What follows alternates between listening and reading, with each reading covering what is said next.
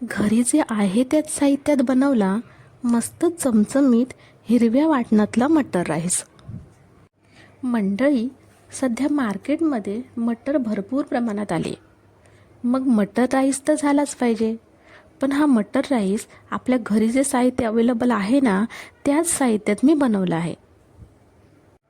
यासाठी मी तांदूळसुद्धा साधाच वापरला आहे. तुमच्याकडेही जो तांदूळ असेल तो तुम्ही वापरू शकता. आणि हा राईस अगदी झटपट होतो. आणि याची चव विचाराल तर हो, एकदा हा राईस बनवून तर पहा.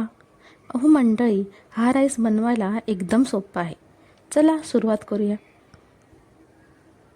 एका मिक्सरच्या भांड्यामध्ये 4-5 हिरव्या मिरच्या घेतल्या. 1 इंच आल्याचे बारीक तुकडे करून घेतले. 15-16 लसूण पाकळ्या घेतल्या. 2 इंचाचा दालचिनीचा तुकडा असाच मोडून टाकला.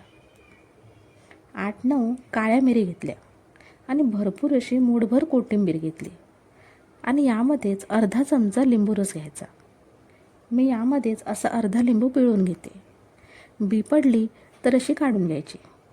आता याची आपण बारीक पेस्ट तयार करून घेऊया.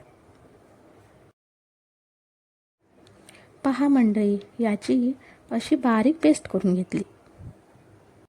एका कुकरमध्ये 2 चमचे तेल घेतलं. मी इथे कुकर थोडा मोठाच घेतला आहे. तुमच्याकडे कोणता कुकर असेल तो कुकर वापरा. फक्त त्यामध्ये राईस व्यवस्थित बसला पाहिजे ते पहा. तेलामध्ये 2 दालचिनीची पाने तोडून टाकली. 3 कढीपत्त्याची पानं तोडून टाकली.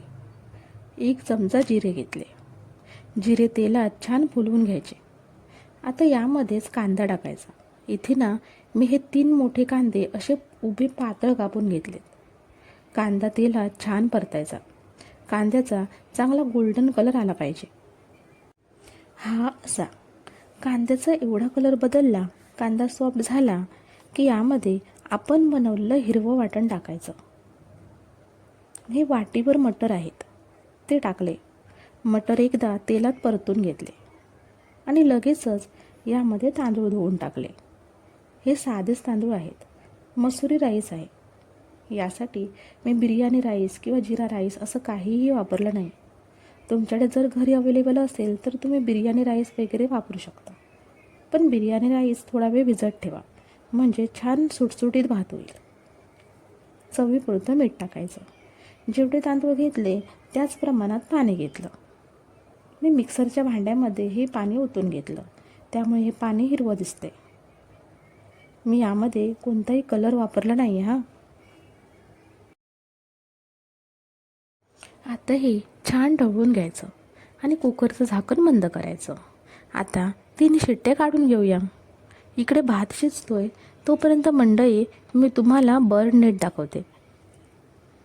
या खिडकीतून कबुतरे आतमध्ये यायचे आणि खूप त्रास द्यायचे. मग मी मिशोवरून हे बर्ड नेट मागवलं. खरंच खूप छान क्वालिटी आली याची. आता मी इथे पाहिजे तशी झाडं लावू शकते. कबुतरं त्रास देणार नाहीत. आणि हे नेट महागसुद्धा नाही आहे. 10x12चं हे नेट मला फक्त 258 रुपयांना पडलं. तुम्हालासुद्धा पाहिजे असेल तर तुम्ही मागू शकता. मी याची लिंक डिस्क्रिप्शन बॉक्समध्ये देते.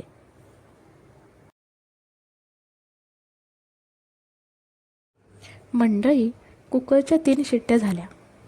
कुकर थोडा थंड झाल्यावर उघडला. पहा, भात मस्त मोकळा मोकळा शिजलाय. भात प्लेटमध्ये काढून घेतला. आणि ही कोशिंबीरमध्ये मी बीट थोडं जास्तच टाकलं आहे, कारण घरी असंच कोणी बीट खायला बघत नाही ना, म्हणून. पण हिरव्या हिरव्या भातासोबत अशी गुलाबी गुलाबी मस्त कोशिंबीर खूप छान दिसते. अजून थोडी चव वाढवायला पापड भाजले. सजावटीसाठी वरून थोडी कोथिंबीर भुरभुरली. पहा मंडळी, किती छान दिसते ना आजची थाळी. रेसिपी तर एकदम सोपी आहे आणि सध्या मार्केटमध्ये मटरसुद्धा भरपूर प्रमाणात उपलब्ध आहे. शिवाय साहित्यही नेमकंच आहे.